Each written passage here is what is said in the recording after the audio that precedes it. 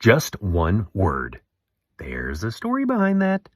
This is your daily message from Chad, number 983, to upgrade your mental game today by telling yourself a better story. Because the most important story you hear is the story you tell yourself.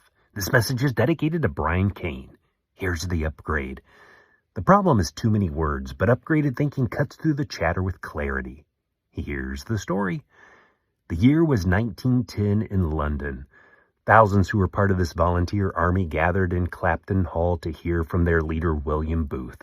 This was the annual convention of the Salvation Army, which had been organized 30 years before by Booth and his wife, Catherine. He was 81 in 1910, and his health was failing.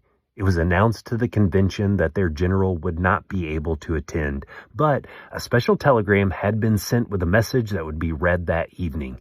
Everyone anticipated what encouragement and vision he would decide to share in his absence. When the speaker stood at the podium to relay the message that evening, the audience became silent. The message was only one word: others. It was genius.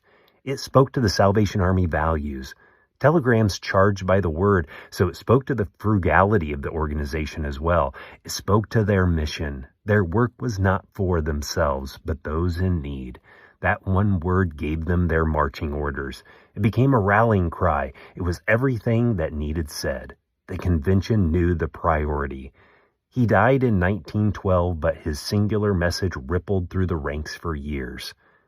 Finding a single word priority can clear the mind. Herbert Benson recommended this in his work to alleviate anxiety. Having a one-word focus calms the chatter of the mind. In messages number 619 and 899, I tell the story of the king's challenge to his wise men to come up with the one word for his kingdom.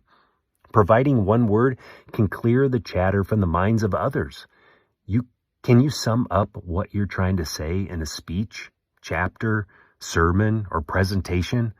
I try to do this for these daily messages. The better story to tell yourself is, I ask myself for single word answers. A word can sum up where you're headed. A word can clarify what the organization is all about. A word can prioritize what you're aiming for next year. A word can focus your thoughts and save you a lot of time preparing by avoiding everything that doesn't align with that word.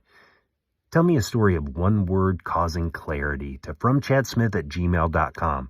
Send someone a text and ask them, do you have one word that is guiding you this year? You can download my book, The Most Powerful Story in the World, by going to fromchad.gumroad.com.